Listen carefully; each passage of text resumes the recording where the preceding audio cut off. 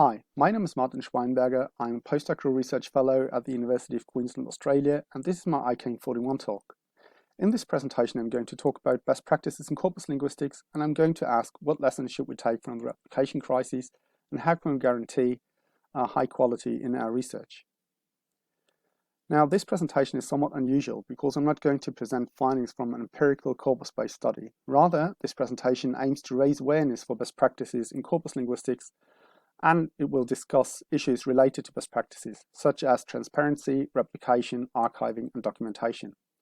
Also, I'm going to propose some improvements to current research practices that will help us to maintain and guarantee high quality of our research.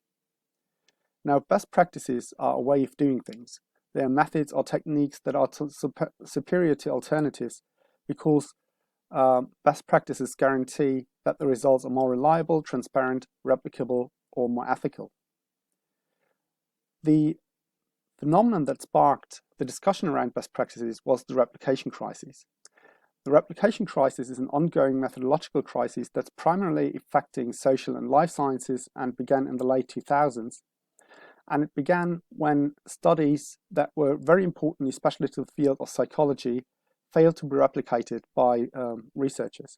Now that's a problem because we assume that I do something here and someone does the same thing to the same set of data somewhere else, that we'd arrive at the same findings. Not necessarily conclusions, but that we'd have the same findings, right? Now in 2016, Nature published a poll of 1,500 scientists, and 70% of them admitted that they failed to reproduce at least once an experiment of a colleague, and 50% even admitted that they failed to reproduce their own experiments. Now that's an alarming number because we assume that if we follow a certain procedure that we arrive, as I said, at the same findings. In addition to just failures to replication, which can have various reasons, there's also outright fraud. I think it's not very common, but Finale found that 2% of researchers admitted that they falsified studies at least once, and 14% of researchers admitted to personally knowing someone who did. Now, as a consequence of the replication crisis, there's growing awareness that there is a problem, that our research should be replicable. And right now, most of the research is difficult to replicate or reproduce. Also, there's growing awareness that reproducibility is an essential part of the scientific method. If I do something here, someone does the same thing somewhere else, we need to arrive at the same findings. Otherwise, it's not scientific. Now, the inability to replicate has potentially grave consequences for basically all empirical fields because we need to have safe and sound empirical bases for our theories, right? When we want to create a reliable explanation of the world or how language works, then we need to be able to build that on a safe and sound empirical basis. Also, as a result of the replication crisis, and I think one of the most severe consequences, is that there was a substantial loss in science, its results, and also its proponents. And you can see that by the headlines I've gathered here, that the discussion is not just academic, but that it really reached the wider public. Now let's talk about best practice in corpus linguistics. I think that as a community, we're actually very great, right? We endorse blind peer review, we're open to sharing, and we've begun a discussion around best practices in replication. However, the discussion has mostly focused on corpus compilation and the data itself. It has not so much focused on data analysis and data processing, which is what I'm going to talk about today. As a community, while we're doing good, right, one of the reasons why in terms of data analysis and data processing we're not that good is that our analyses are not reproducible.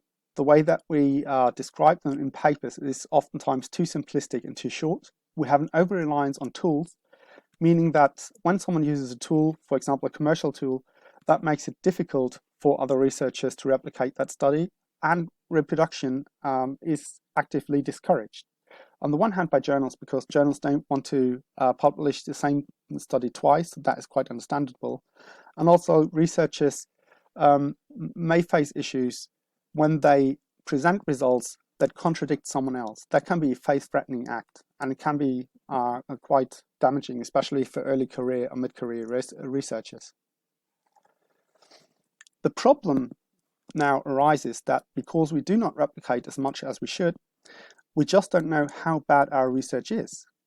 And it doesn't have to be because of something bad, that someone intentionally forges data. It can be really just mistakes or errors in statistical methods, in data processing, or because people just don't know any better, right?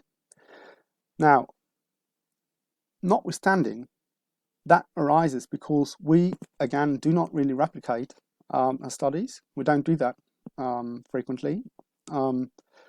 Researchers just don't know about best practices, so how to basically create research that is reproducible. And we don't know how to make our research comply with best practices. And that is because there's a lack of training in best practices, right? So even if we wanted to make our research more replicable or reproducible, we wouldn't know how to because there's really no training in ways to do that. So here are some suggestions that could help make our research more replicable.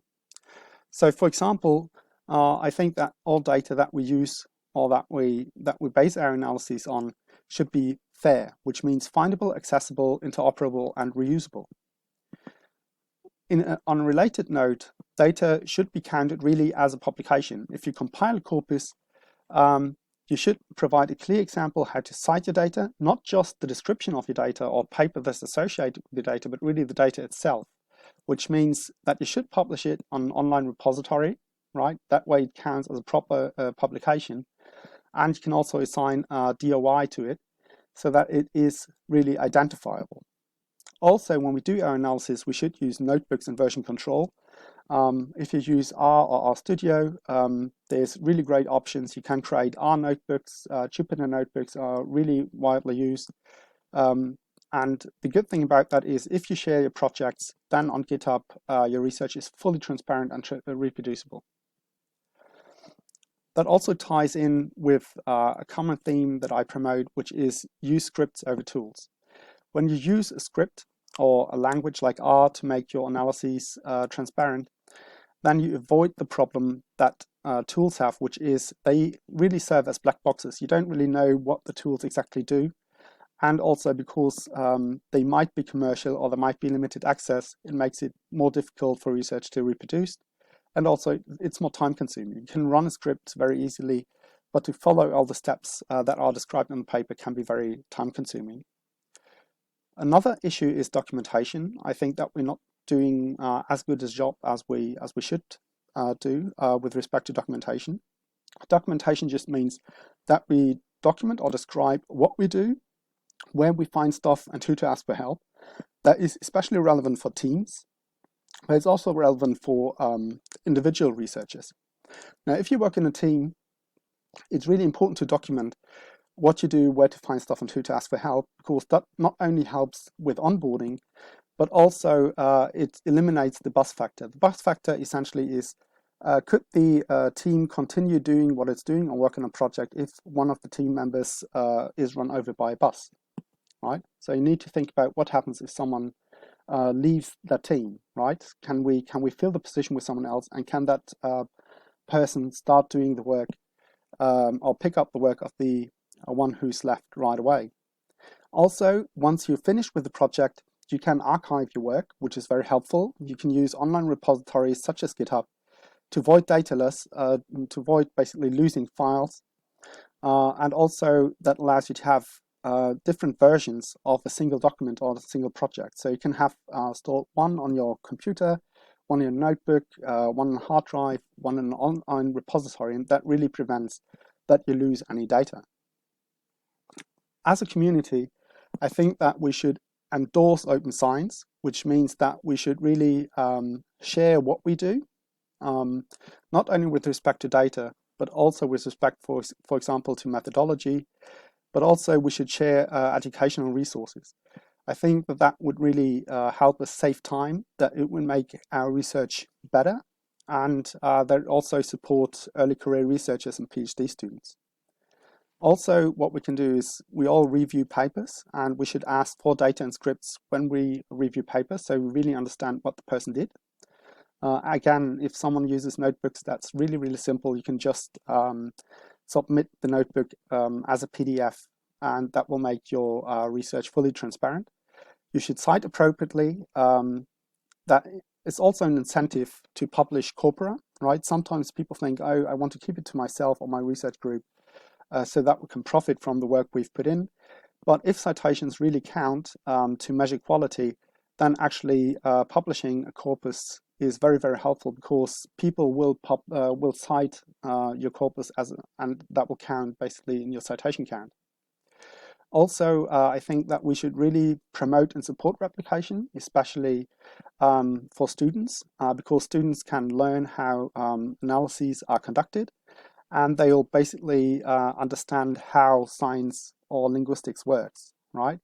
So we should basically encourage students, particularly BA, MA students, to really replicate existing studies. Also, we should invest and support training in data management and transparent data analysis options. And that means, for example, training in R, Git, Markdown, and in how to create wikis. That is, I think, essential. We really need a training and support infrastructure that doesn't really exist to the extent that it should be, in my mind. Right. And another issue is, I think we should really continue the discussion and talk to colleagues about best practice in replication. I think that this is a topic that needs to become more prominent.